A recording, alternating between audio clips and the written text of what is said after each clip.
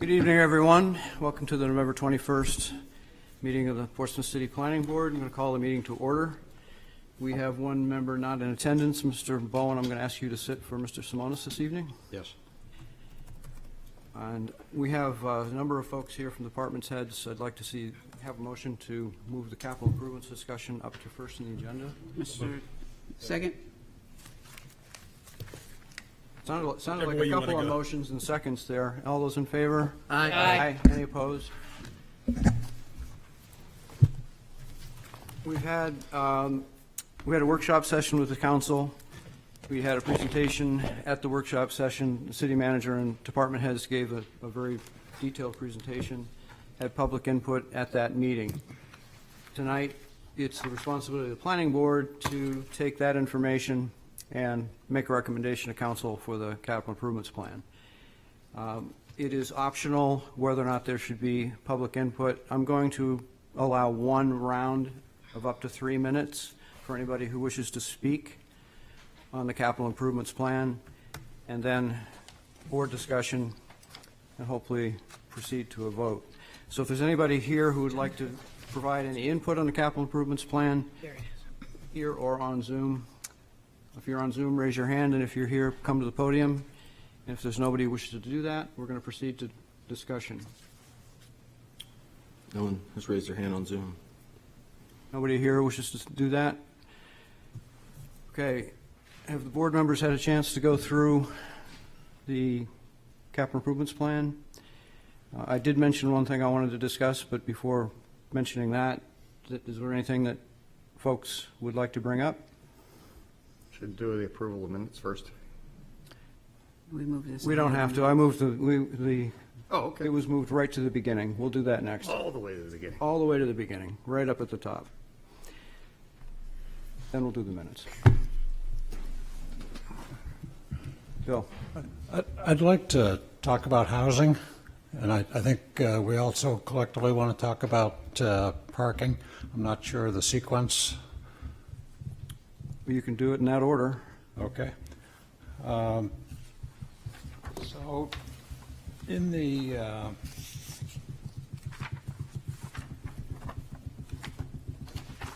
city housing policy, which was adopted in 2016 and has been readopted every 2 years, there's a provision that says the city should support new workforce housing development in designated areas through provision of capital improvements and services, and proactively submit projects which support those principles to the annual capital improvement plan process.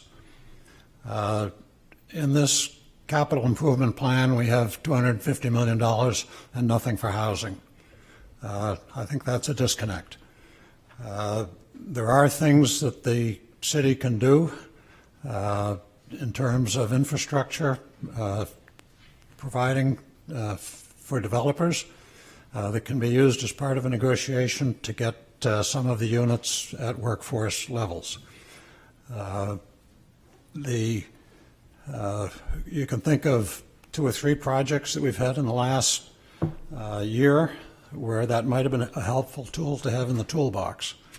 The result overall of what we're doing on housing is we've got well over 500 units either approved or in the pipeline over the last year or so, but virtually none of them are at workforce level. So if we are to follow the housing policy passed by the City Council, I think we should be recommending that some money be added for the purpose of workforce housing. Mr. Chair, can I Yes. clarify or add to what Mr. Bowen is saying? Concurrent to this conversation, the Housing Committee is developing a recommendation to create and fund the Housing Trust Fund, which would include recommendations for funding amounts, as well as potentially updating language from where the money could come. This would not be recommended for funding in FY26, and so as such, we don't have anything in this coming fiscal year. And a reminder is that to address any water sewer needs for housing, that would be a general fund item rather than water sewer enterprise fund, so that you have to take that into consideration. So I think if there were a site-specific project that warranted it, I think it would be in there. But this is a little more medium and long-term thinking in that regard to capitalize a housing trust fund. As we talk about the issues you raised at the beginning of your discussion, Bill, some of what you talked about could be regulatory changes as well, in terms of how to address infrastructure needs for a particular project, depending on its mix of proposal. Right. So that's something else. Thank you for bringing it up. That's something, because we are talking about zoning amendments all the time, as you know. Right. And that is something to bring into that and discuss it also with the Housing Committee, because they're working on these things. Yeah, I was thinking specifically out at the Portsmouth Avenue, Commerce Way area that will be probably over the next 4 or 5 years have some significant housing development out there. It may be desirable to have the city have some say as to parks and roads and such as to how that area develops as kind of a urban concentration. So that would, in a way, be one example or one general thought about why such money might be in the capital improvement plan. Okay. You mentioned parking. I put that in a memo to the board earlier. I brought this up at the workshop meeting with the council. There is a need for another parking garage. It's not something that folks want to talk about, but it's been demonstrated by the recent parking study that, I haven't seen the final report, but I've been a participant in all of the meetings. Occupancy is running well over 95%, considerable amount of the time in the existing High Hanover garage, even before it was in its current state. And it does take, the typical, what the consultant said was 6 years to get a parking garage from zero to finish. The city did a quicker job than that with a Foundry garage. I believe that was done in 2 years after the council vote, which was nearly record time. But I think it's a mistake not to have a placeholder in the capital improvements plan, which is supposed to look ahead up to 6 years, or actually a minimum of 6 years, for something that could be a $25 to $30 million item. I'm somewhat at a loss for whether or not to suggest a number. Actually, I can't make a motion to do that. I'm just talking about it. So, but if there's a place, if it is placed in the capital improvements plan, then it will be discussed. And I know staff could then discuss it. We could talk about consultants to do additional study to determine locations, size, what the actual budget might be. And I think since the workshop meeting, there's actually been conversation about that I don't know if anybody would like to inform us what's happened there, if anything. A suggestion for a placeholder, at least just putting it on the list, like the Foundry garage was put in under parking facilities, and I believe it was a line item for new parking garage downtown. And the number varied over the 2013 to 2015 period, from 12 million to 15 million to 14 million to, depending on how things came in. But it was there so folks could pay attention to it and think about it. That's what I'm suggesting. Mr. Chairman, Yes. are you suggesting this be added under buildings and infrastructure or as a study? That would be Still be buildings and infrastructure. Excuse me? That would be an appropriate place, and staff and I have talked about this. I think staff would support and be comfortable with some sort of preliminary design placeholder in FY27, so not this coming year, but the following year. We offer up the number of 100,000. That again is a placeholder. That's a if you're looking for some staff feedback, that would be appropriate. And reminder, this would not be general fund money. It would be coming from the parking special revenue fund. Right. Yes, Tony. I also am on this committee, although I don't nearly attend as many meetings as you do for it, as when will permit. But there's some interesting facts that come out from that. The 650 is what they're estimating for the number of spaces needed in about 5 years, especially as it's built up around Foundry. The revenue generation is huge for the city. It's I think the cost is about $3 million, but the revenue is $10 million. So you're netting $7 on parking. And probably the most shocking figure, and I think this is conservative, is 95% of people that pay parking do not live in Portsmouth. So it's a huge, there's a perception that it's Portsmouth residents that are down there spending these bills, but it's mostly outside visitors. And I think the 95% was conservatively, it might be higher as 96 or even 97. Can I just clarify? I believe that's on-street parking, not On the street, garages. thank you, Yep. on street. Yeah, so it's, you know, the cost to pay for this garage is being largely borne by people outside the city, and we're benefiting by the revenue coming from it, offsetting other costs. Well, to add to that, the other thing the parking study showed with, as you said, we're a regional destination, and folks from the outside the area aren't going to walk here. They're going to drive here, and they need places to park. So that's, you know, if the downtown and the spillover economic benefit from having a downtown with numerous restaurants and shops is higher housing values and whatnot as well. So it's definitely in the city's interest to control it, to build it, and to acquire the revenue from it once it's been constructed.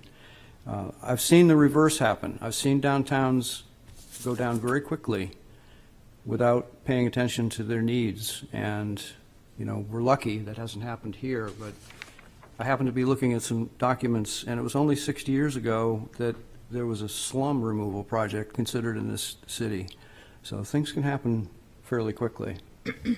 Bill, and then I just, in terms of adding some urgency to this, we do know of projects that we've seen that will result in at least 150 or more private parking spaces going away downtown over the course of the next couple of years. And if you look out a little further to things that aren't on our docket yet but are coming, there's at least another 100 spaces of private parking space that's going to go away as the downtown develops in one way or another.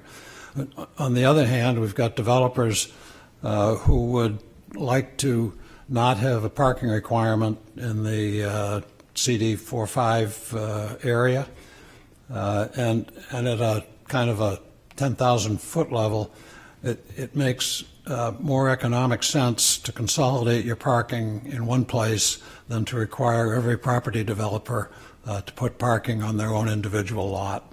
So kind of as a general strategy, it's better to consolidate it, and it's probably coming faster at us than we might want it to be. I guess I just had a question for the city manager. When you talked about the 100,000 towards design, shouldn't we actually find location before design? That'd probably be part of that. I think it'd be part of the whole Be part of that. conversation. Right. Okay. That would not cover, I'm sorry, that would not cover the design fees or anywhere near, obviously, the cost. I mean, the cost is probably in the order of magnitude of 36 million. Yeah. I think it would speak to site selection, feasibility, things to lead to design. Okay. Thank you. my sense of that number is it's conservative, and I know that we're all trying to be conservative given the recent tax hit, but Well, this would be parking revenue, don't forget. yeah, I know, but that's money that can't go somewhere else that, you know, it could potentially. And I don't want to put too much on staff, but this is engaging a consultant, and I know the consultants that worked on the Foundry Garage are top drawer, and I suspect they're probably chomping at the bit to do additional work. So I don't know. I'd support at least that next year as opposed to waiting another year, but it's not my decision. So if somebody wants to make a motion, we can. I'll make a motion that we add in fiscal year 27, and for the chairman's sake, $150,000 in which to be able to start the process of site selection and feasibility on a new parking garage. I'll second. Is there any discussion on that? This would be in addition to the capital improvements plan. All those in favor? Aye. Any opposed? Would like to make, somebody like to make a motion to recommend that, or are there any other changes to go to council?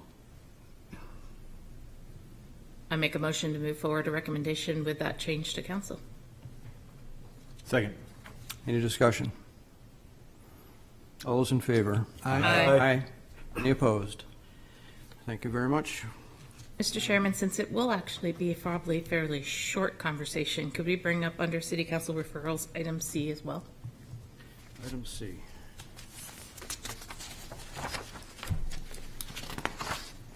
It's 27 Hancock. Although on this it's C and on here it's B, so clearly it got backwards. The numbers are different. I do not have an objection to that. Was that a motion? Yes. Second. Any discussion on that? All those in favor? Aye. Any opposed? We have 27 Hancock. Yeah, this is a city council referral that came before us just a few days ago, on Monday. Yeah, that was a few days ago. And there's a very slight encroachment onto the city sidewalk based off of, and the city right away, based off of where the house was placed. It's a minimal encroachment. This happens a lot in the south end, and the city council approved it based off of either the planning board also approving it or just waiving their need to even review it. So we just need to make a decision as to whether or not we want to waive it or if we actually want to approve it. Technically, we have to waive it because if we don't waive it, there's a notice problem. Another problem, so we have to do a waiver. And it would be, do folks understand what this is? Because I can tell you what the motion needs to be. Everybody's good with it? It would need to be a motion to waive the referral and report requirement pursuant to ordinance section 11.602C. I make a motion for exactly what you just said. I'll second. Any discussion?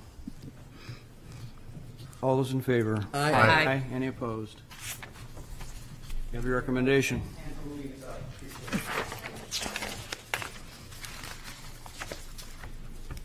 Now we have minutes. Ron, did you have a question about the minutes? None whatsoever.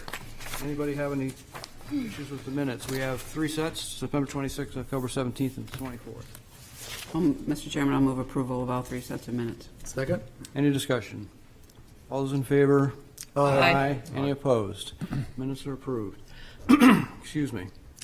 Determination of completeness, we have subdivision review. The first is request of Lawrence B. Bornheimer Revocable Trust and the Roman Catholic Bishop of Manchester as owners for property at 119 Diamond Drive and 827 Woodbury Avenue. They're requesting preliminary and final subdivision approval for a lot line revision between map 220 lot 31 and map 219 lot 39 to relocate a common boundary to encompass existing encroachments, including a fence, retaining wall, and drainage features. And the second is request of Northeast Credit Union as owner and Liberty Mutual Insurance Company as owner for property at 100 Borthwick Avenue and 0 Borthwick Avenue, requesting preliminary and final subdivision approval to adjust the boundary between map 240 lot 3 and map 259 lot 15. We need a motion for completeness. They can be one, you can be both or one at a time if there's a problem. Move that both A and B are complete based off of the site subdivision review regulations. Second. Any discussion? All those in favor? Aye. Any opposed? We have old business public hearing, again postponed, the request of Matt Ball and Andrea Firstham as owners for property 252 Wybird Street. They will be requesting conditional use permit from section 10814 for conversion of existing dwelling structure into a detached accessory dwelling unit, or DADU, which does not conform to the dimensional requirements. This property is on Assessor's Map 149, Lot 12, and lies in the General Residence District. It's been postponed to our January meeting. All right, we already had done this, I thought so. Got confused. We already had You'd postponed already it to postponed January. it to January. We're just carrying it so people know that it's Well, still, now everybody knows again.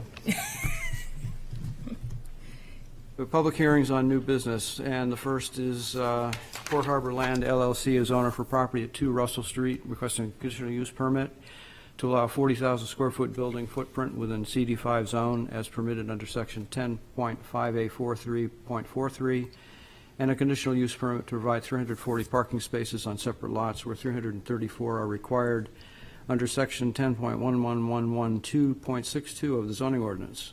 This property is on Assessor's Map 124, Lot 12, and lies in Character District 5, or CD5, Historic and Downtown Overlay Districts. Who is here to present this application? Mr. Chair, member of the board, Attorney John Lyons representing Port Harbor Land. With me as well is Ryan Plummer for Two International, who's one of the partners in this project, and Neil Henson, who's here from Tigard Bond, who's the engineer. We're asking for reapproval of the prior approved conditional use permits that applied to both the shared parking and the increased footprint. This request really is consistent with your approval and extension of the site plan approval. I was here about a month ago and you granted that. Unfortunately, there's no mechanism to grant an extension of these two cups, so we have to come back in and actually ask for reapproval. The same criteria applied originally when we were before you in this regard, and that is for the shared parking, we need 334 spaces.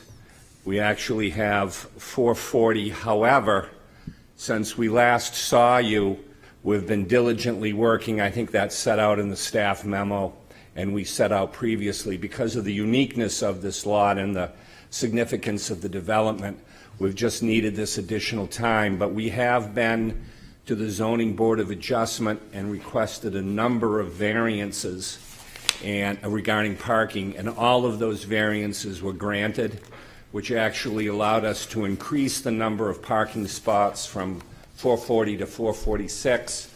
We were able to eliminate some of the tandem back-to-back spaces, so parking has actually been approved.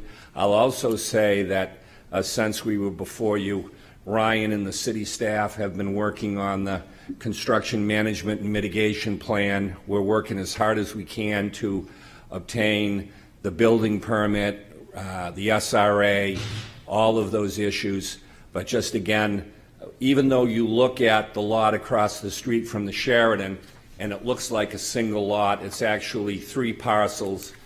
Unlike our previous, our predecessor in title, instead of a single building, we're putting 3 buildings with pass-throughs, community space, which I think has received a lot of support from the public across the board. So as far as the cups specifically are concerned, I talked about the shared parking that we exceed what's required to qualify for that conditional use permit.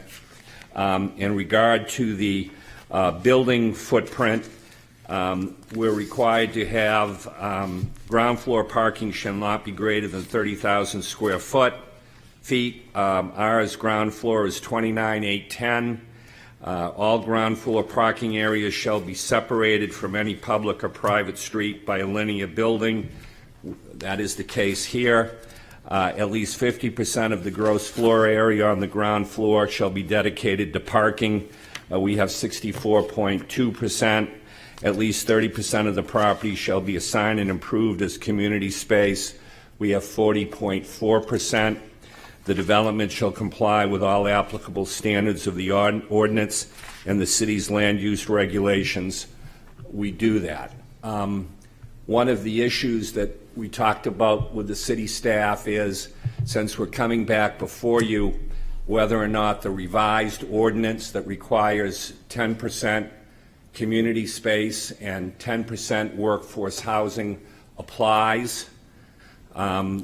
If it did apply, we would ask you within your authority to waive that, given the fact that we were previously approved and we're well on our way through the process.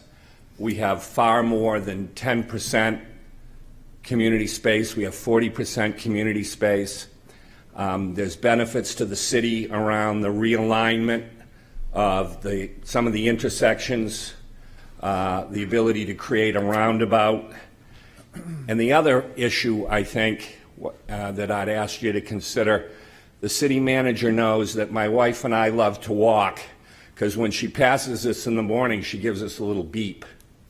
And when we were walking the other day, we were talking about the fact, my wife and I, that when we're all done with this, Portsmouth will have its own mini Freedom Trail. We start at the African Burying Ground, past those 2 wonderful statues of the African man and woman.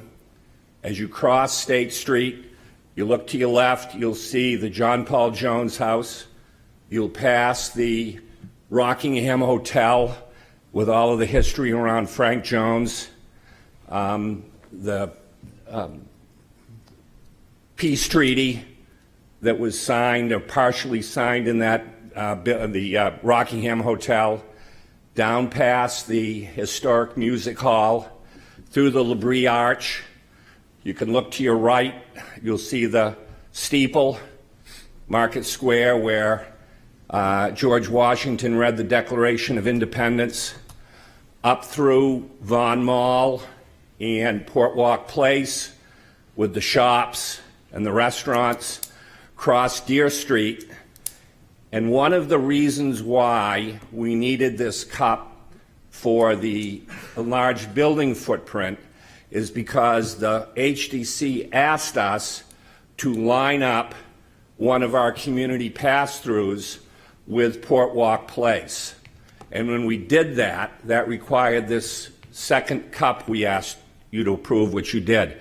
So now when you come up across Deer Street, you'll be able to go up this community space that we have designed, and it's great space with a great design, and you'll end up at what I think is one of the gems of Portsmouth, which is the cemetery at the North Mill Pond, where a lot of our notable colonial and Revolutionary War heroes are buried. So it really be a special place, and we hope you take that into account in your consideration. However, speaking with the city staff, there's also some question whether or not we're vested, because back in 2022, our design review was approved. So does, in fact, this new ordinance that requires 10% workforce housing and 10% community space apply? Don't want to get, how many angels can you get on the head of a pin? I would hope that you would approve us whether or not the new ordinance applies or doesn't, because of all of the things I've discussed. But we do think we are vested and that new ordinance doesn't apply. So with that, unless you have any other questions, we'd ask you to please, consistent with your prior vote, to give us an extension of site review that you reapprove the cups that you previously granted. Okay, just as a point of clarification, I appreciate the history of your walk. That was a nice discussion. You are vested. It's the old regulations that apply. Thank you, Mr. Chair. Appreciate that. So everybody should be clear on that. The other thing, just one small thing, you said it has a linear building. I believe it's a liner building. That's what I meant to say. Thank you. So just for the record. So any questions to the applicant? You should also say that the idea of the Freedom Trail was not mine either. I probably should give my wife credit for that, Mr. Chair. So let's make the record clear on that also. Duly noted. Tony. John, the staff memo had a concern about one of the parking spaces. Are you aware of this? Or has there been any resolution with all this additional parking? That issue was addressed in depth by the zoning board when they approved our variance, and we were able to show that the way that'll be designed and the doors will be open, that it shouldn't be an issue. Did you want to address anything more about that, Ryan? Yeah, I think. Just name and address, I'm sorry. Yeah, sorry, Ryan Plummer, 2 International Group. The concern was basically that in one of our parking spaces, it's possible someone's door would open up into the adjacent car, the way that it was parked at an angle. We have, I think, 6 more parking spaces than we needed anyways, so the worst case scenario was if the staff recommended, we would just remove that parking space. So I believe the ZBA actually kicked it back to staff to make the decision. Such a weird space. It is a strange space. So is the staff looking for us for a recommendation on this? It seems like they are. You could make a motion to have staff look at it and make a determination as to whether it should be eliminated. I'll do that after discussion. Yeah. Sure. Any other? Yes, Jim. Yes, Attorney Lyons, when this was approved originally in December of 2022, There was a certain percentage of residential, retail, commercial, I believe. Yes, sir. Now, is that same mix going to be built now? Yes. So no change there. No change. Okay, thank you. You're welcome. John, what's the timeline looking like now for this project if you get everything that you're asking for? And I'll have Ryan come up and he can address that better, but we're still working as hard as we can to be able to obtain the building permit by December 15th. The concern was if we don't meet that exact date, that we'd be in trouble with the CUPs if they weren't reapproved. Where are we with that timeline, Ryan? We're hoping to break ground in the spring. I've been talking to city staff about logistics and, a number of other things we need to get checked off before we can do that, but hoping to pull the permit, in the next few weeks here and be ready to start as soon as possible. Thank you. Question maybe for the chairman or the rest of the board. When the project extension was granted, was it assumed at that time that the CUPs were part of that, and this is just more of a formality at this point, or Can't extend No, cups. can't extend? separate. They're separate. But it wasn't done at the same, It was known that they were going to come back this month for this request. because I might have missed that. Okay. We noted that actually in our application for the extension that we would have to come back for reapproval of the CUPs.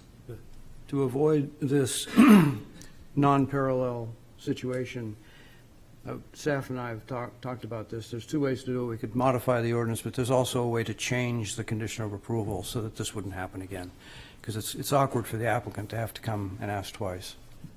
So Thank you. that's where we are. They have to ask twice. Any other questions of the applicant? This is a public hearing, so Thank you. I'm going to open the public hearing. Is anybody here or on Zoom who wishes to speak to, for, or against this application? We have no one on Zoom. Our ratings are dropping. Such a wonderful night to come to a meeting. Anybody here wishes to speak to, for, or against this application? If not, I'm going to close the public hearing. Did you want to make a motion, Tony? Not to put you on the spot, but I'll put you on I'm the just, spot. so we are making this CUP motion. We have two of them. Yeah, 1 and 2. Okay? Yep. All right, just I'm going to clear it because I'm trying to figure out where to add the portion about the staff thing. I You want to think- tackle this? Yes, I'll do it. Thanks. Fine. I make a motion that we vote to find the conditional use permit application meets the criteria set forth in section 10.1112.62 and adopt the findings of fact as presented. Second. Any discussion? All those in favor? Aye. Aye. Any opposed? I will make a motion that we vote to find that the number of off-street parking spaces provided will be adequate and appropriate for the proposed use of the property and to grant the conditional use permit as presented with the following condition. The shared parking arrangement shall be secured by a covenant accessible to the city and recorded at the Rockingham Registry of Deeds, and then we'll add a 2.2, which is where we would add this. If the staff find the number of parking spaces need to be decreased by 1, I need help. We've identified the one. Oh, yeah. I guess I don't know how to put into words which parking space that is, right? Staff determines the Staff member. viability of that space. All right. Okay, With the understanding that one space may be removed without impacting the approval. correct. Perfect. Whatever you all said. That would be 2.2. Second that motion. I'm tired. Any discussion on that? All those in favor? Aye. Any opposed? And then we will continue on to the second conditional use permit. Vote to find the conditional use permit application meets the criteria set forth in section 10.5A43.43 and adopt the findings of fact as presented. Second. And sorry, I was ready to go on the next one, but we have to vote first. Did you want to say something more, Beth? No, I was going to read the next motion before we voted. Do you want to read it? We have to No, vote we have to vote first. All those in favor? Aye. Any opposed? Vote to grant the conditional use permit, allow the building footprint of up to 40,000 square feet. What? I had in my updated memo to just grant it as presented. Oh, all right. So that was, See, I didn't print that one. That one wasn't on the website. Make a motion to vote to grant the conditional use permit as presented. Second. Any discussion? All those in favor? Aye. Any opposed? Thank you. Thank you.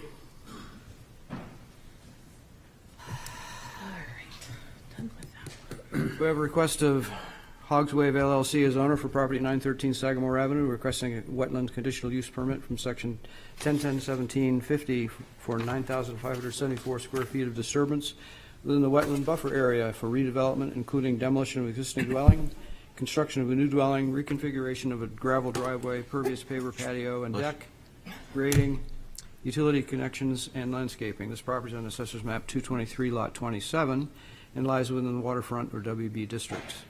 Who is here to present this application? Thank you, Mr. Chairman, members of the board. John Chagnon from Haley Ward, representing this application. The applicants, John and Heidi Ritchie, are with us tonight. As you mentioned, it's tax map 223, lot 27 at 913 Sagamore Avenue. We're asking for a wetland conditional use permit. The project consists of a replacement structure, some driveway reconfiguration, reduction in impervious, new patio, deck, some grading, and associated utilities. Probably the best plan to bring up would be C-104. As a part of this application, the applicant is going to do some stormwater technology improvements, porous patio, stone drip aprons, removal of impervious surfaces, a diversion swale, and buffer plantings. So the project removes some impervious square footage in the buffer and provides 2,737 square feet of buffer enhancements. Those are buffer plantings where they don't exist now. And the criteria 1 through 5 for your approval are in the packet. The justifications are listed there, and the staff has reached a similar analysis. More importantly, on October 9th, the Conservation Commission recommended approval to you with 3 stipulations. The stipulations were in regard to a proposed tree size, adherence to the NOFA standards, landscape standards, and the installation of wetland buffer markings.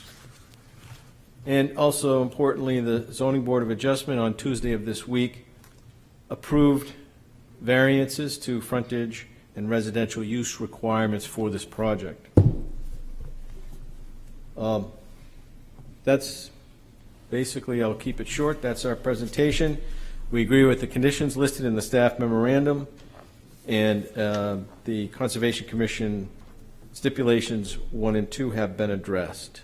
I'd be glad to answer any questions you have about the project or go through in more deliberate fashion the conditions, but I think they've been outlined in the application material and the staff memo.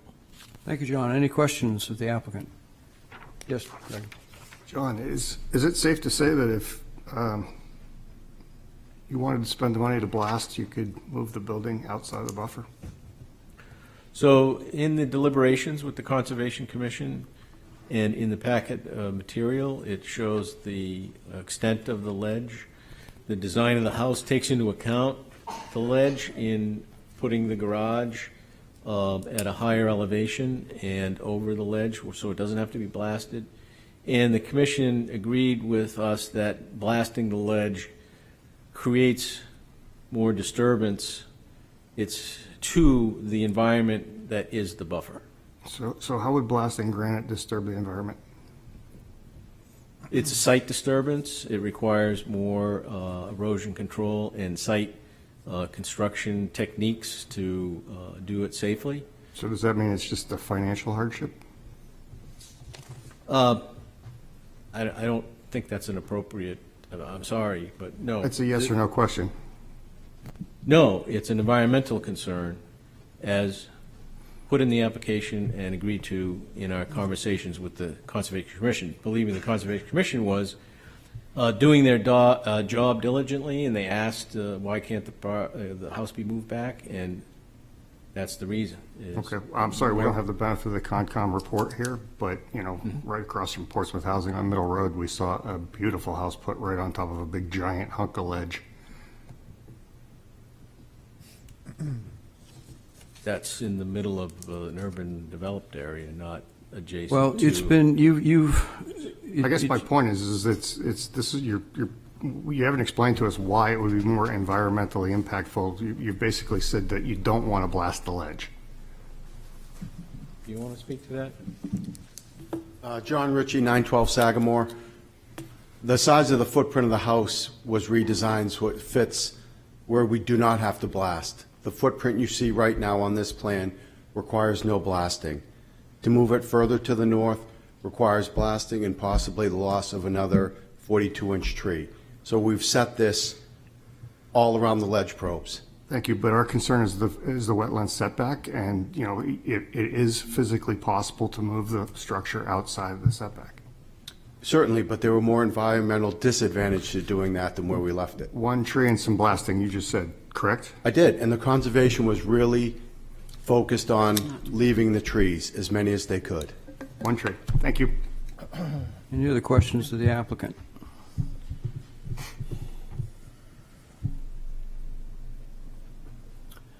No other questions? I'm going to open the public hearing. Does anybody here on Zoom wish to speak to, for, or against this application? Does nobody wish to speak to, for, or against this application? I'm going to close the public hearing. Public hearing is closed. Board deliberation.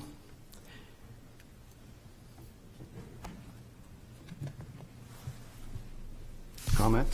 You know, we don't have information that explains what the environmental impact is that they're talking about. We are now deliberating, allowing them to move a full building inside the setback where other acceptable locations are available. I'm not in favor of this motion or this application.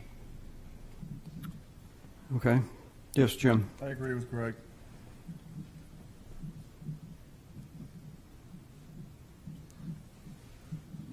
The Conservation Commission did review it and approve it. This does bring up the topic I've raised in the past about the way our ordinance is written literally versus how it seems to be used, but My thoughts are, until we get to see the Concom's actual reports, that I move that we continue this until the next meeting. Second. we have a motion and a second to continue this application. Is there any discussion on that? Are the notes to the Concom available to us right now? The minutes from the meeting? Yep.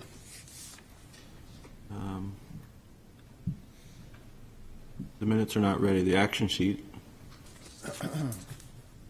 The action sheet is published? yes. How long has it been published?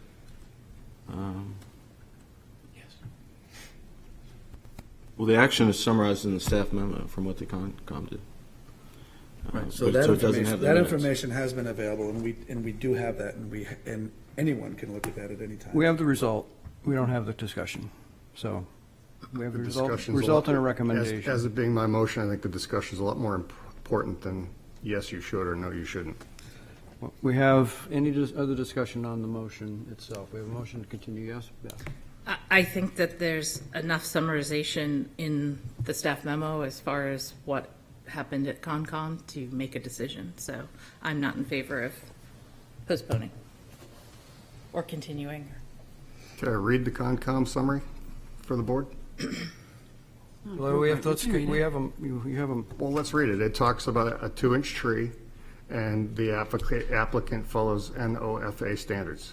It doesn't say anything about why blasting is against environmental procedures or processes or whatever. And that's 50% of their basis of their application, is that it's environmentally unsound to blast versus move the building.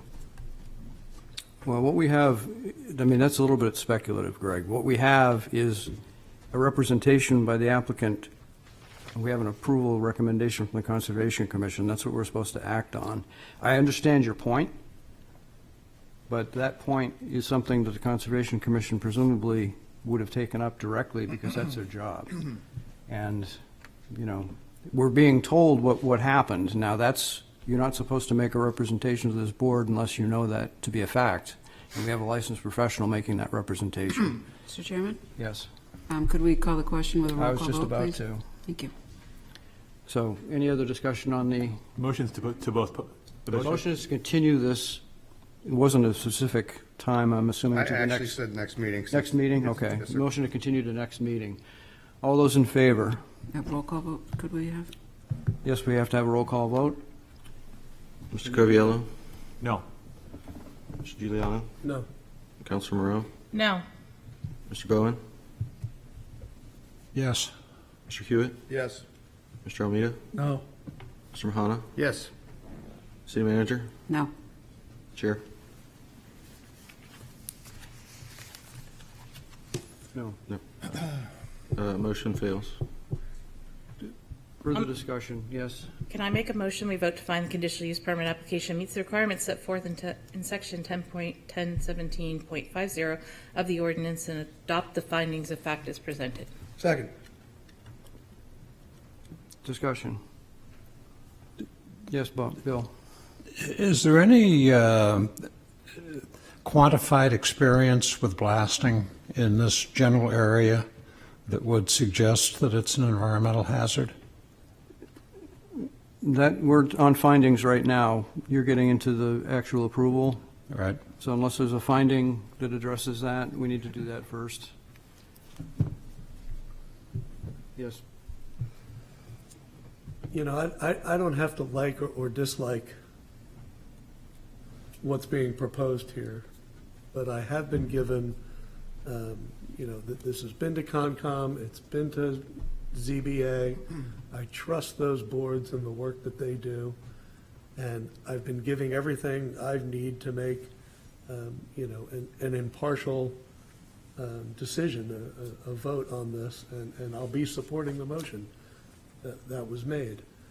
It's not about what I like or dislike about what you're doing out there, because I might not like it, that it's that close to, it's in the buffer, and I'd like to see something different, but Yeah, that's now the substance of the proposal, not the findings of fact, but I understand your point, and it's not about like or dislike. These things are tough with the wetlands buffer issue. So we have a motion and a second on the findings of fact alone. All those in favor? Aye. Any opposed? Next is I the, make a motion to vote to grant the conditional use permit with the following condition: that wetland boundary markers shall be permanently installed prior to the start of construction in locations noted on the plan set. Second. discussion on that. Now, Bill, Yeah, so if the question hangs on what the environmental damage that's going to be done by blasting and an alternative siting of the building, do we have experience, city or other, in that general area of the city on that type of ledge that indicates what that environmental damage would be, if that's the thing that we're hanging on? Joe. Aren't we aware that that's a massive ledge that stretches quite a distance? Well, I am. I mean, there's a whole series of vernal pools behind this property that stretches up onto the city's property up by the old landfill site and on the cross-country ski runs behind this high school. It's very ledgy. I think that's pretty well known by those of us who've been back there. And I happen as to far live- as, I'm sorry. Go ahead. And as far as environmental impact on a blasting site, we have all seen it. We've seen, if this house has a 10-foot deep foundation onto ledge, the spoils from that activity stretch across the entire site. There's more vehicles, there's more vegetation loss, and if we want to get specific about damage to environment, I mean, wildlife is affected, wildlife might even relocate from the noise, the vibrations, the sound, traveling through the ground. It's very invasive to blast 10 to 12 feet into a ledge for a house foundation. It is explosive. Greg? I'd like to remind the board and everybody here that Luster King, which we approved, is blasting It's all blasting, it's all ledge. There's a lot of construction, they had to blast over it, the Golden Egg. Blasting is normal on Sagamore Ave, and this environmental impact thing, that's a short-term environmental impact versus putting a house and all the construction and all its associated accoutrements inside the buffer area, which is supposed to be sacred. The blasting is a sole, single event that can be cleaned up and mitigated to a further extent as a condition of their CUP. Well, blasting is certainly something that can and is done. We live in the Granite State. Well, we do now, but again, back to my earlier point, I may not have made it well. I think it's speculative to know that that was the issue at the Conservation Commission. I mean, they looked at the location of the house, and you raised it. Maybe they didn't discuss it. I don't know. And that maybe that's why you're looking for the Well, to minutes. clarify Maybe that, that's do why you're they waiting for the- control- Wait. Do they control No, the same no, stuff we do? wait. I'm not done. So I'm coming back to maybe Paul's comment that we have a recommendation. That is their job. We're not bound by it. You know that. We all know that. But they look at these things with a specific lens, if you will, of the environment. And if they had wanted to make that suggestion, I think they would have made that suggestion, at least for us to consider. And they didn't do that. So are we bound by it? No. So, you're entitled to, and you've got a lot of construction experience. I know you do. Before you go next, is there anybody else who wishes to? Yes, Beth. Just to build a little bit more on, I think it's the specific amount of ledge to be drilled and the distance it is from the actual creek. I know they did the Golden Egg, but that's actually farther away. They've done it at other properties, but they're all farther away from the actual body of water on top of being part of the wetland buffer. So Concon does take a look at what are the trade-offs in each one, and I think that they have way more knowledge about this than I do, and therefore I'm willing to take their recommendation that if that's what they think is the right thing to do, then we should follow it. Anybody else before Greg? Greg, please. I'm just going to reiterate, all the boards and committees in the city have their own specific eyes on a specific piece of a process. If we are being forced to take everything that every committee recommends to us and read it in our thing that say, we recommend you approve it, I think that's just patently wrong. They can't recommend that we approve it. They should be able to give us their information completely so we have the context as to why they make their statements. And we don't have that context. Okay, well, nobody should feel forced. That's, that's the wrong expression. And I don't feel forced. I don't think anybody else feels forced. It's a recommendation. To make it clear, we are not bound by the Conservation Commission recommendation. Now I don't remember if we have a motion. We do. We do have a Motion motion. Any other discussion on the motion?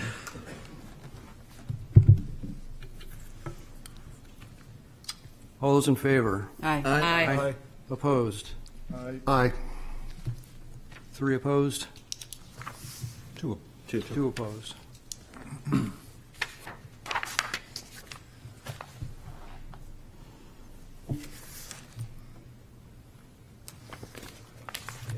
You're all set. They're all set, correct? I think that's it on that one, but my iPad went dead, that's why I'm looking. Okay, thank you very much. Thank you.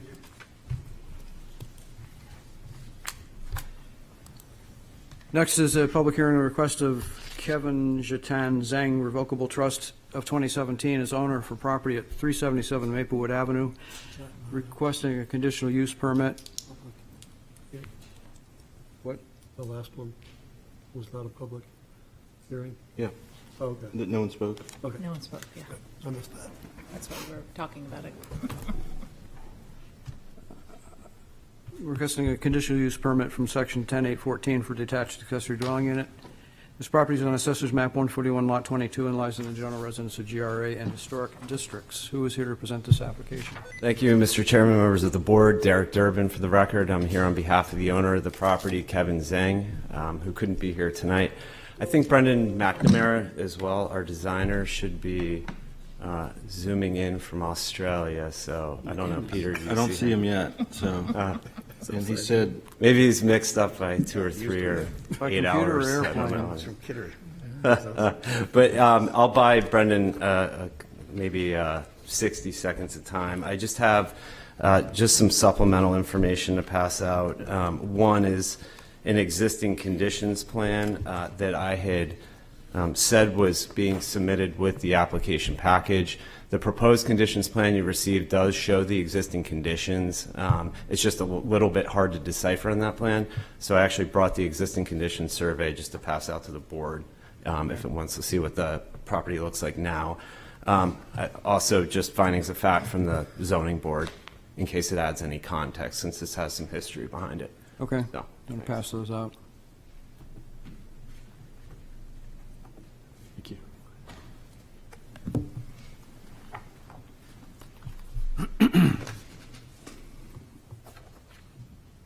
Well, if there are any design questions, I will play the role of designer architect tonight, or I'll at least try my best to play one on TV, since Brendan's not on. Can you do it with an Australian accent? I'm not sure I can pull that one I off want tonight. that. I'm feeling a little hoarse. He's not even Australian. That's right.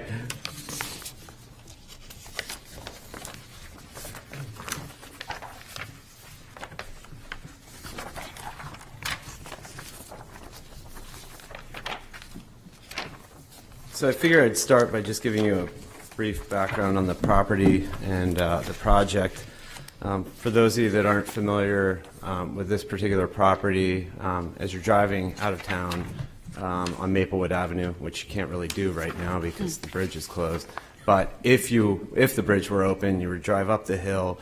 This property is on your right, pretty close to the turnoff for the Route 1 bypass. The property is a relatively small lot, as you'll see on the plans. It's 5,277 square feet. There are 2 buildings in the property. The building at the front of the property nearest to the street is a 2-story single-family residence that Kevin lives in with his family. Just to the rear of the home, there's a much larger 1,506 square foot building, 1-story building, built in the early 1900s that's in very poor condition, has been for many years. You'll see from the photos I submitted, it's missing portions of the exterior walls, sections of the floor. Basically, the building's been falling in on itself for many years.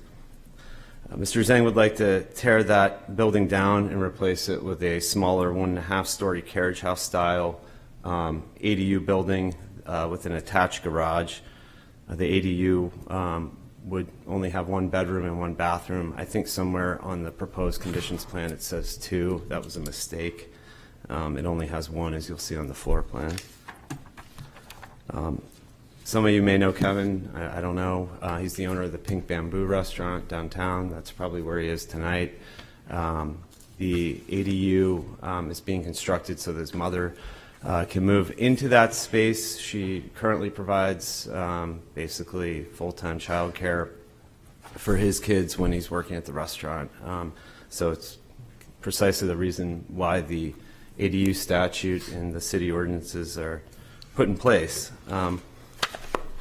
To give a little background from a procedural perspective, the ZBA voted in September to grant the dimensional relief to construct the building itself.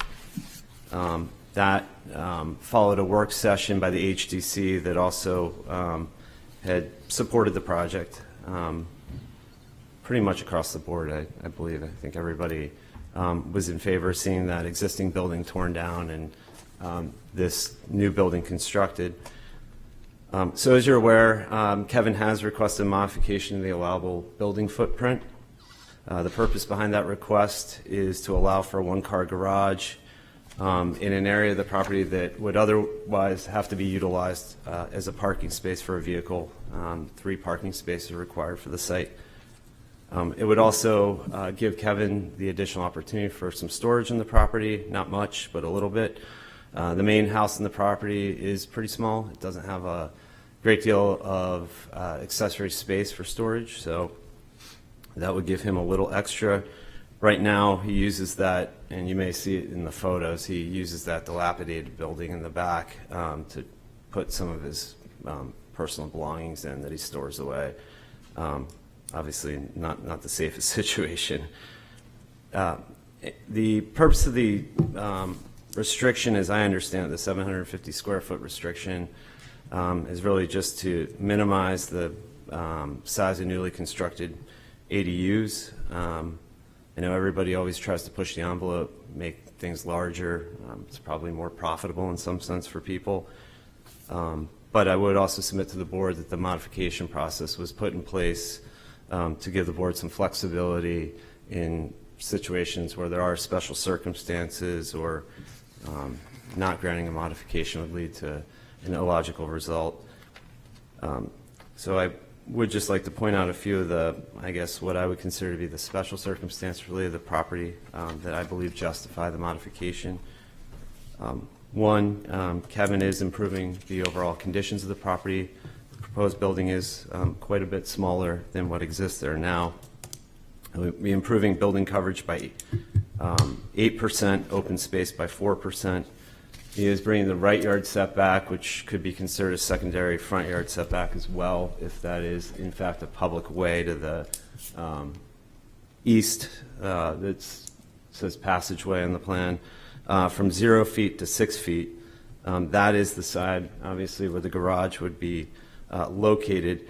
And if you've seen the property and are familiar with that aspect of it, it's buffered by from abutting properties across the passageway by a relatively dense tree line, as well as a slope, basically a hill on that side. So it kind of sits down and is buffered by trees from that angle of the property. As I pointed out as well, if the modification isn't granted, I can foresee that Kevin's just going to end up parking a vehicle in that area because that would be the only space he could fit the third vehicle safely. So I think the modification is reasonable in the respect of allowing him basically a covered parking space that then ties in with the ADU. While you're not bound by the decisions of the zoning board or the findings it rendered when it made its decision, I do believe they do have some relevance here. The board did find that the use itself was reasonable, consistent with the spirit of the ordinance, and obviously approved of the dimensional relief necessary to construct the building. Again, it is bringing the property into greater compliance with the ordinance. So I hope that will be taken into consideration, your decision. Happy to answer any questions you have and try to answer any design-related questions if you have any, but was hoping Brendan would be on to support that.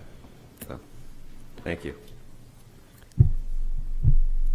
Thank you. Do we have anybody from Australia who wishes to? No, I even sent him an email, but I haven't heard back. A little bit different time zone. Questions to the applicant, Tony? Derek, has there been any discussion with the design or construction team about Jackson Hill? It seems like a ripe place to block the residents, during construction. I mean, I think I can only imagine contractors trying to find a place to park and just using that as a driveway when it appears to be, while there is another way out, it just appears to be, it could be quite an annoyance to that neighbor there. Has there been discussions about the mitigation of construction vehicles? Like, where are they going to park? Yeah, I'm not aware of any discussions that have been had with respect to that. I am aware of discussions with the city about whether this is a public way or a private way and whether Kevin owns to the center line. Nobody's quite sure. It looks like a street from this picture, but the reality is right beyond that pavement, it's just trees. Oh, you can't get through? No, you can't. Doesn't go all there the way. might be a dirt pathway that you could kind of like ATV through, but there's not a way for a vehicle to drive through. But no, you have a good point, and I'm not sure what the plan is, to be honest with you, about vehicles. I'm 0.4 miles from this, and I didn't know. Yeah, Yeah, no, I honestly didn't either, and I presented a zoning application related to this property in 2020, and I didn't even remember it was like that over there until I went more recently, and yeah, it's an odd situation. I do think city vehicles may pull up into that area. They must, because But you can get through. yeah, not all the way. It's pretty dense. The Google Maps car did. Oh, did it? I haven't never seen anybody actually drive a vehicle through. I mean, maybe it's possible. It is pretty dense back there. It looks more like an ATV type of trail. I don't know who. Talking to Kevin, he never goes back there. I don't know. Mr. McNamara has arrived, so he's on. Okay. Maybe Brendan knows. I don't think he does, but none of us know the real history behind why that stopped right there. But Ask him if he has a response to how construction vehicles will park. I guess that's the question, right? yeah. Can he hear us? Sorry, where construction vehicles would park, they just have to utilise the space that's available. There is a car park area that's on the adjoining property that they could probably negotiate for use during the construction phase.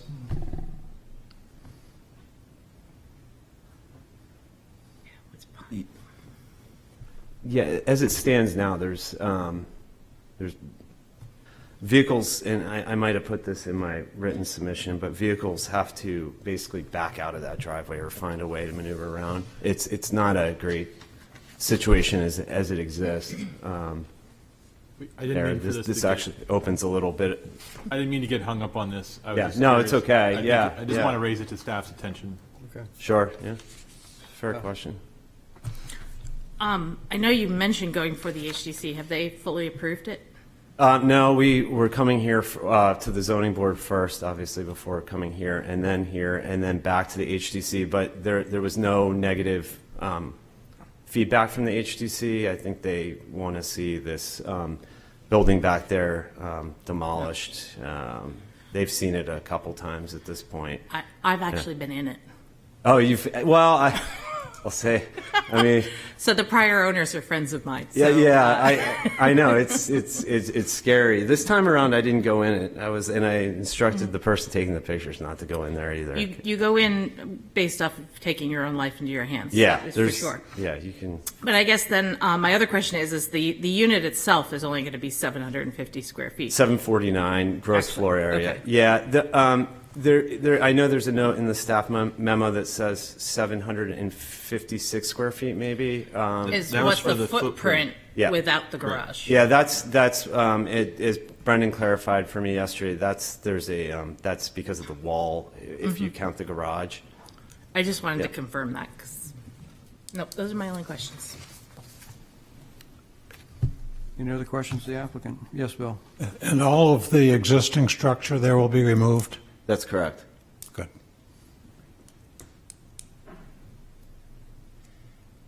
Any other questions?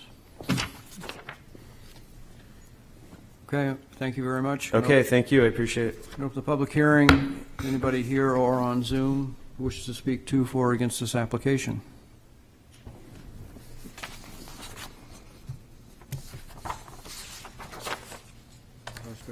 Yep. Does have his hand up? Last call, anybody here or on Zoom wishes to speak to, for, or against this application? Close the public hearing. It's the board's pleasure.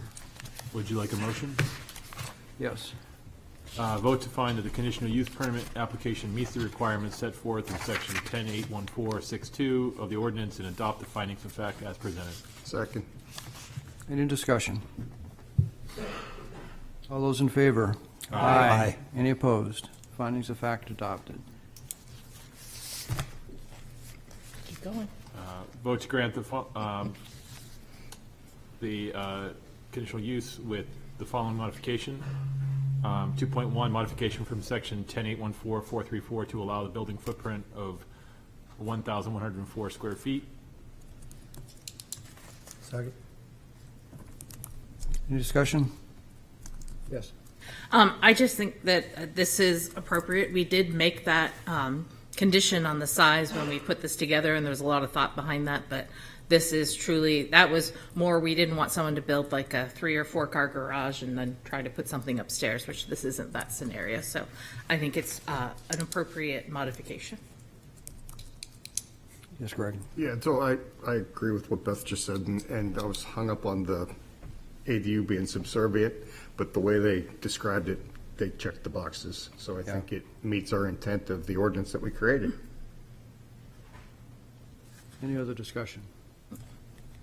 All those in favor? Aye. Opposed? Vote to grant the conditional use permit with the following conditions. I'm just going to outline the 3 outlined in the staff memo: 3.1, 3.2, 3.3. Save my voice. Second. Discussion. All those in favor? Aye. Any opposed?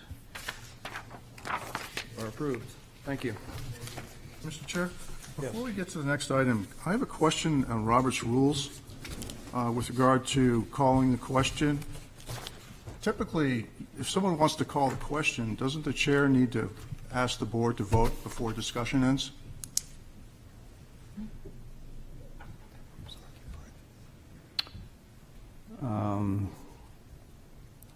If a question is called, there is some discretion in that, but generally the question would be put to a vote. I don't think there's some discretion. I think Robert's rules clearly state, if someone calls the question, the board has to vote to end discussion. The reason I say what I said, there have been requests to call the question before when there actually hasn't been a motion on the table. So provided all the procedures are followed, I think you're correct. Okay, it's just, so I think it'd be good to remember that in the future. Okay? Thank you. We have request of Northeast Credit Union as owner and, Nope, you skipped one. oh, Or D. yeah, sorry.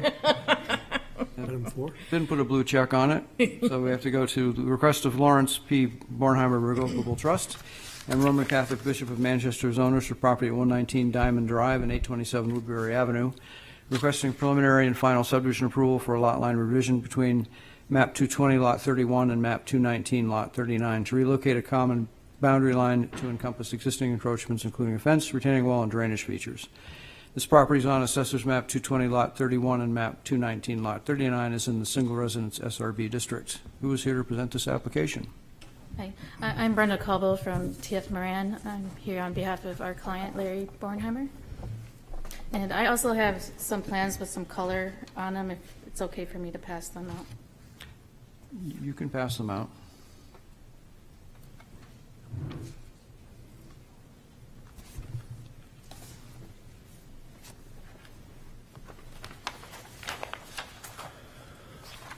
So yes, we are here with an application for a lot line revision for Mr. Bornheimer. His lot is 119 Diamond Drive. It's a single-family residential lot. And it abuts the Corpus Christi Parish lot, which is 827 Woodbury Avenue. These lots share a common boundary line along the rear of Mr. Bornheimer's property, and this is the lot line that's proposed to be revised. When Mr. Bornheimer first bought the property, he misunderstood where his property line was and inadvertently built a fence and a retaining wall over the property line. He also installed some yard drains after a flooding incident, and those are also over the boundary line. The proposed lot line revision would encompass these features, and as an added bonus would actually bring his lot into compliance with the minimum area requirement of the SRB zoning district. Mr. Bornheimer now wants to sell the property and would like to clear this issue up before that happens. Over the last few months, him and the diocese have come to an agreement and are ready to move forward with this. We are requesting waivers from the subdivision regulations sections 4.9 and 5.8, which read the same and is for the location of significant features including bodies of water, water courses, wetlands, railroads, important vegetation, stone walls, and soil types. We are showing these features on Mr. Bornheimer's property.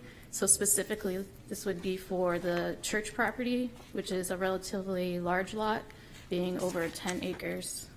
For instance, there's a pond on the northerly side of the church property that we are not showing. We believe because of the large size of the church property, and since there's no proposed construction as a part of this application, that this waiver request is reasonable. We respectfully request your approval, and thank you for your time. Happy to answer any questions you have. Thank you. Any questions to the applicant? Yes.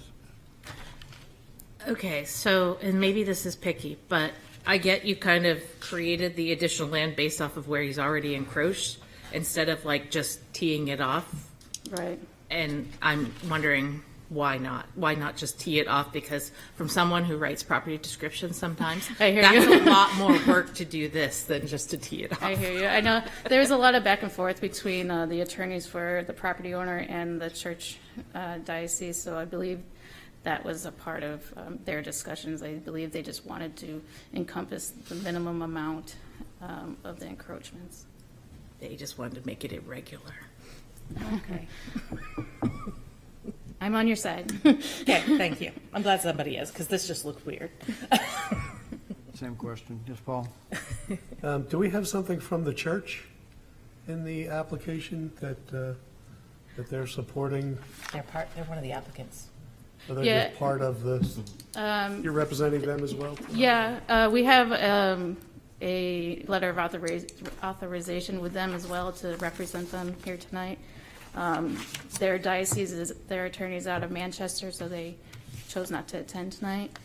So we have that, Peter, the It's right on the plan. letter of authorization from them? Yeah, it's in our packet. Yep. Thank you. Yeah, no problem. Any other questions? If not, I'm going to open the public hearing.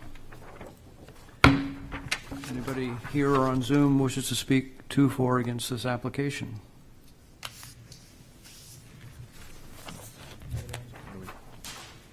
Nobody in the room? I'm going to close the public hearing unless somebody wishes to speak to, for, against this application.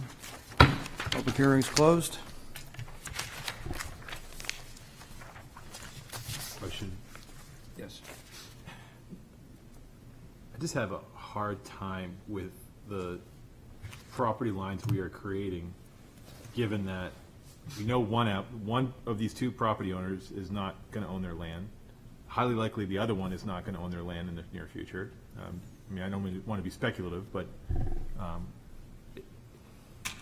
and we're going to be left with this strange condition and variances and stuff coming down the road in the future. It just seems like a really, really odd way of solving this problem. I get the convenience for the applicants, but I think there's a burden on future property owners in the city in creating this. And I don't know if I didn't see any comment about that in the planning staff memo. Am I off base there? I guess I'm trying to figure out, what burden do you think it's creating? Because they're clearing up the burden that's now because there's encroachments. So instead of doing easements, they're actually deeding the property. You have a pretty clean site, four lines, Oh, you're just talking about, like I talked about, it's not being straight lines. And now you create this weird dead zones, and so, if this property goes to housing, you probably eliminated a house lot on that corner of the lot. I don't know if there's enough land there to do that, especially. Well, you'd have to lay it out. I'm just saying, you're creating this really weird thing, and it's, I don't know, it irks me. So I'm just being honest. He wasn't consistent in his encroachment. Yeah, if you just encroach, Yeah. I said my piece, but that's where I'm just like struggling with this. Rick, can I have another Yes. question similar? I mean, what Tony's asking, I hate to say it, but it probably came down to how much per square foot of land they wanted to pay. Could be. But my question is similar to Tony's, is we're requesting a waiver to the subdivision standards. What are we giving up as way of standards? We're not creating a weird lot size on either end. So what extra would we have to go to if we didn't grant the waiver? They would have to show all those things, the natural features on the church lot.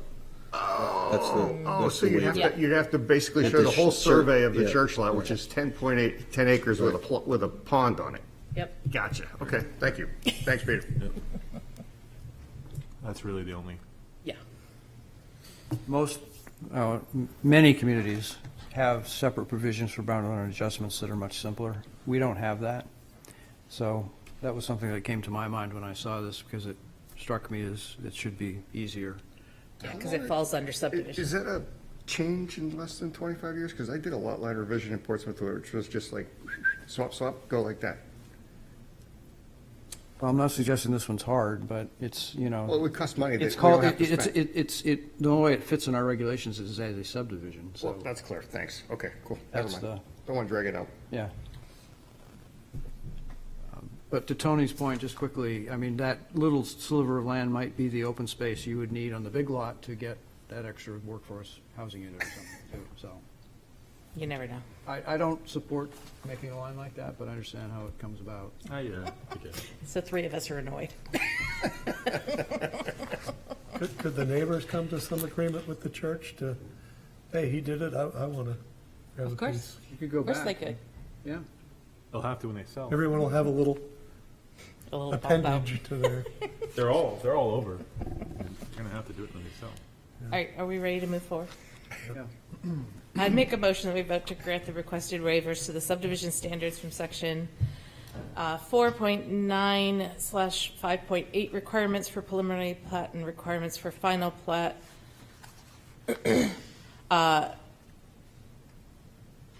Final plat, due to the fact that it would be, strict conformity would pose an unnecessary hardship to the applicant, and waiver would not be contrary to the spirit and intent of our regulations. Second. Discussion? All those in favor? Aye. Any opposed? I will make a motion that we vote to find the subdivision lot line revision application meets the standards and requirements set forth in the subdivision rules and regulations, and adopt the findings of fact as presented. Second. Discussion? All those in favor? Aye. Any opposed? I make a motion we vote to grant preliminary and final subdivision approval with the included stipulations 3.1 through 3.3. Second. Any discussion? All those in favor? Aye. Any opposed? We finished our complaining. Thank you. Thank you.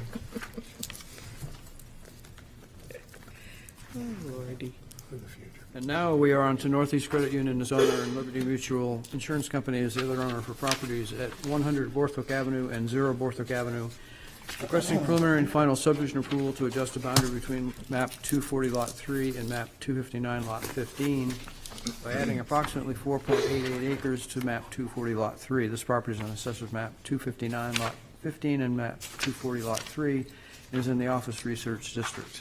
Who is here to present this application? Good evening, everybody. My name is Jeff Kilberg. I'm with Apex Design Build. Happy to give a recap of the two properties. Obviously, one is owned by Liberty Mutual. That's 0 Borthwick, existing parking lot across from their existing building. They designed and engineered this additional parking lot with collaboration in Northeastern Credit Union in the early 2000s.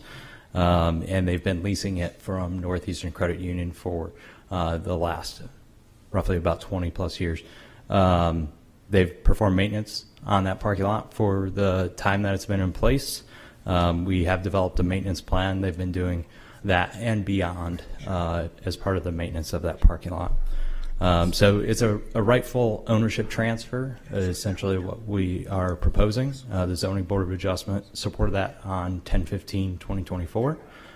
And I know we were talking about weird lot lines. This is another one of those situations of a weird lot line. But yeah, we just want to transfer rightful ownership of that parking lot section over to Liberty Mutual based on what they lease currently and utilize for their staff. Currently, obviously, 100 Borthwick is 12.77 acres. So we're going to take 545 parking spots and reduce it down to 283 parking spots for that remaining land. Through that process, we're going to convert the building, Northeastern Credit Union building, to a medical office building. So there will be medical tenants. We have more than adequate parking requirements in excess of the code requirement. And so this is a large parking lot that Liberty Mutual has certainly more use for than the new users of the Northeastern Credit Union building. So that illustration in the previous one illustrated the lot 0 Borthwick. The blue polygon is what is being sold and purchased by Liberty Mutual. And then what would be remaining for the 100 Borthwick property would be the red polygon. You can go ahead and jump through. It just gives you details of the existing building, what it's being re-envisioned for, and that plays into obviously the parking count consideration. Just existing conditions. This is Liberty Mutual's existing parking lot at 0 Borthwick, and they, during the early 2000s, built a bridge that connects the two parking lots, and then obviously did all the site engineering and design for that existing parking lot. There will be no use change. It will remain a parking lot. It's overflow parking for their staff. You can jump through.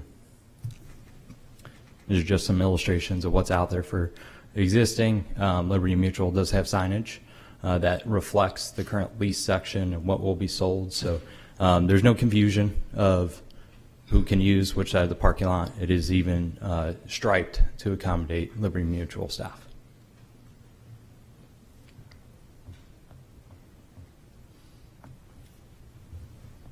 You can jump through those. And this just illustrates the idea there's going to be an easement created as part of the process, gives access, in perpetuity for Liberty Mutual, and that's a better illustration just to show what is currently leased. And that's in the left middle picture, and then what will transition over to ownership to Liberty Mutual. So we put together responses to tax suggestions. We've submitted all those as part of the planning package for this submission. If there's any questions, happy to run through those. But from the standpoint of what we've submitted, I think that should satisfy all the components that we're requesting.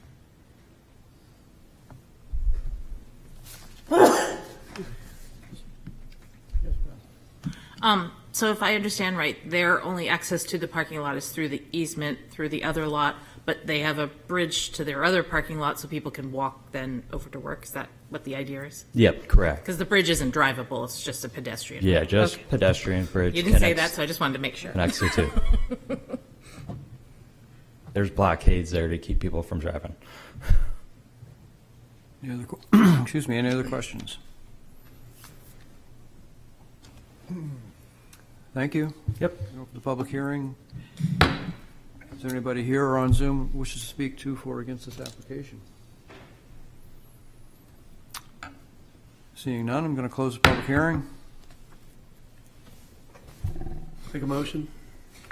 Yeah. We vote to find the subdivision lot line revision application meets the standard requirements set forth in the subdivision rules and regulations to adopt the findings of fact as presented. Second. Discussion? All those in favor? Aye. Any opposed? Motion carries. Mr. Chair, I make a motion, we vote to grant the preliminary and final subdivision approval with the following stipulations, 3.1, 3.2, and 3.3. Second. Any discussion? All those in favor? Aye. Any opposed? Thank you. Thank you. So we have a referral from City Council for Osprey Landing open space.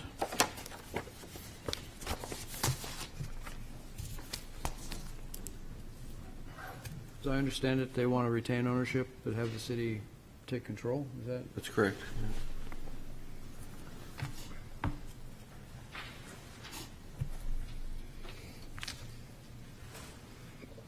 You're going to show it, or? Yeah.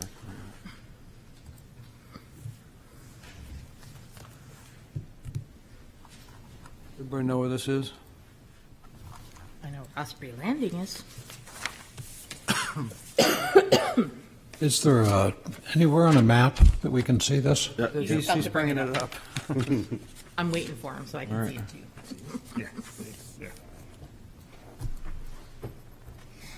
The concept is interesting. Where's the exact space? It's this parcel right here, which is currently being used as open space. Oh.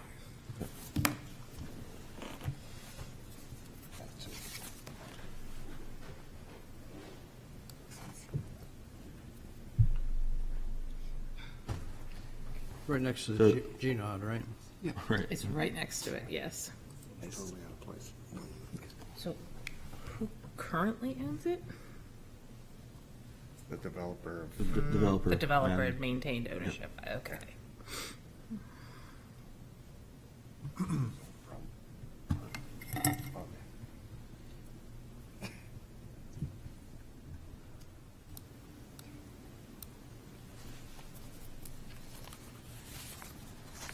Any thoughts? Yes, Jim? Is it, when you say open space, is it vacant land? Is it actively being used, or is it just a piece of land that's not being used? I think it's actively being used as like a park, open space. I mean, there are sidewalks through it. Oh, so it's being mowed and maintained? Yeah. It's just a beautiful grassy field, is it, when you pull in, it's really, Oh, all right. I've just never been there. yeah, yeah. And when the request is for the city to take over as is, or would desire it to be something else? I think, let me pull up the, he's going to maintain ownership, but give the city enforceable rights to,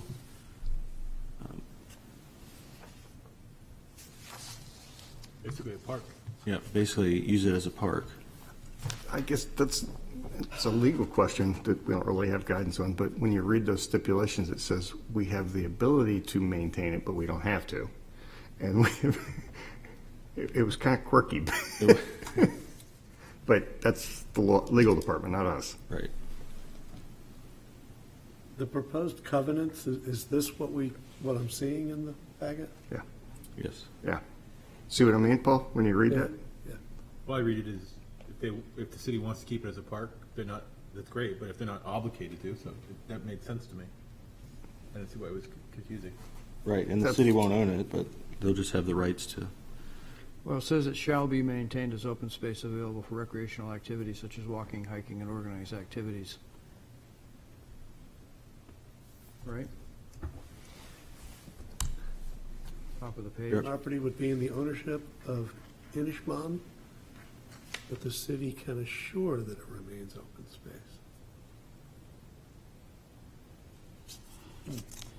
I'll find what I was talking about, sorry. I think the next paragraph is what you're talking about, Greg. The Okay. right but not the obligation to enforce. Correct. And the following paragraph, same thing. Well, otherwise, the fate of an open field like this, we know it will, in fact. It would if be it's not prohibited to use it for anything else. protected. Unmaintained, it'll It'll not be very usable. look unmaintained.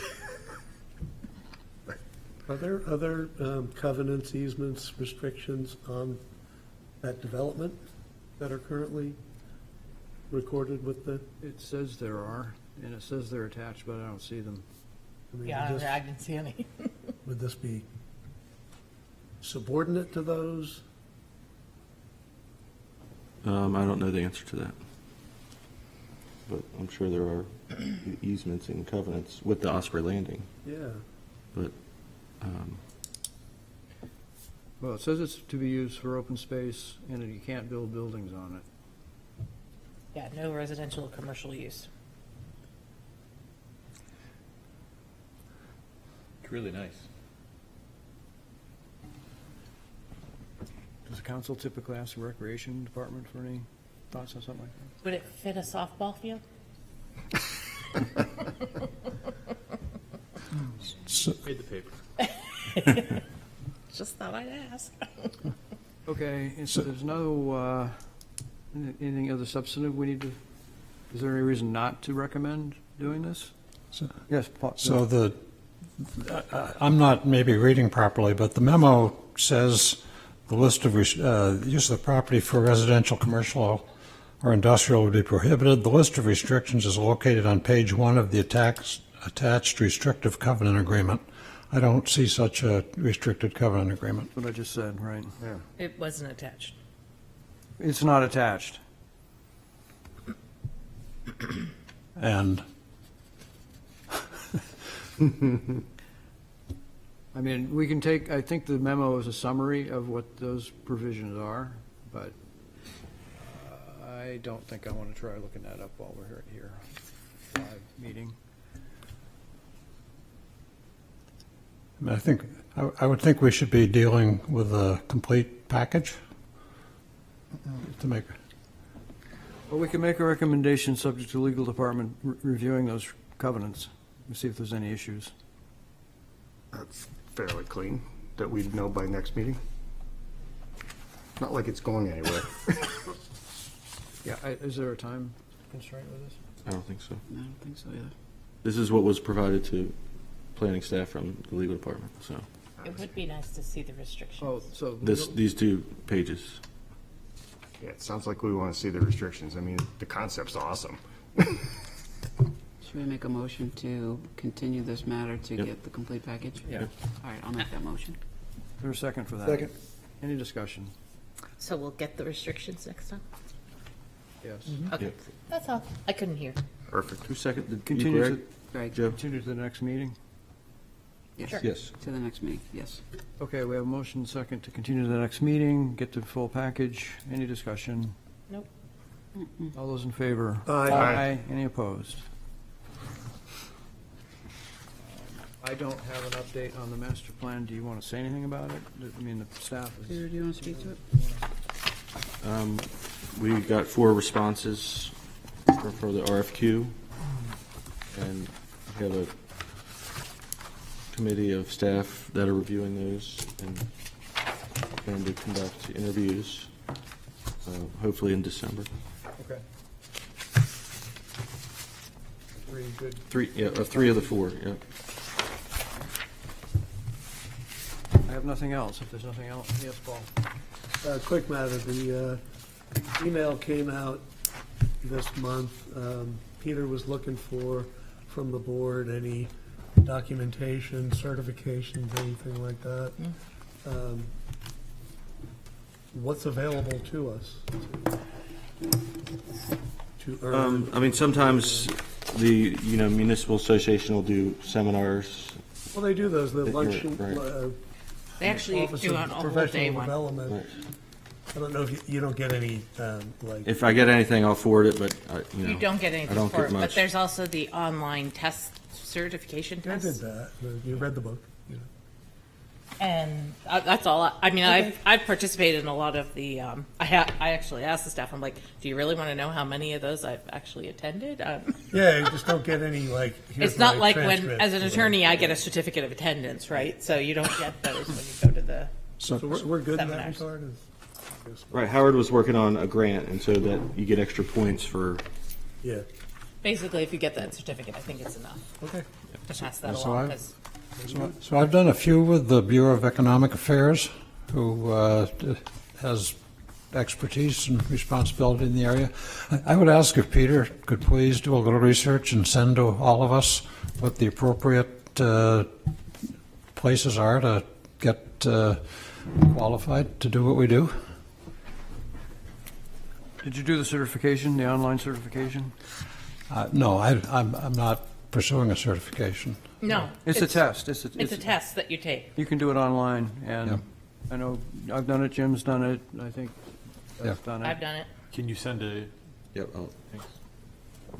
It was something that came out when a law changed, I don't know, 2 years ago, maybe? I think so, yeah. And it was sent to us then, and you just go in, you answer the questions, and it says, oh, you passed the test, you get a certificate. And if you don't, you have to leave the But state. the Office of Planning and whatever Right. does a lot of trainings around it, and they usually, I mean, they used to do an in-person all-day training out in like Concord or Manchester or somewhere, and had a lot of really good courses. The last few times they've been doing them online on a Saturday, which is even, they always do them on a Saturday, but the online ones are way more boring. It's so much more interactive if you do it in person. I hope they go back to the in-person ones. They It's did hard. one It's that very was- dry to just sit there and listen online. They did one that was probably 6 hours long, maybe 4 months ago, Zoom, Saturday, which was good for a newbie like me. Yeah, no, they have.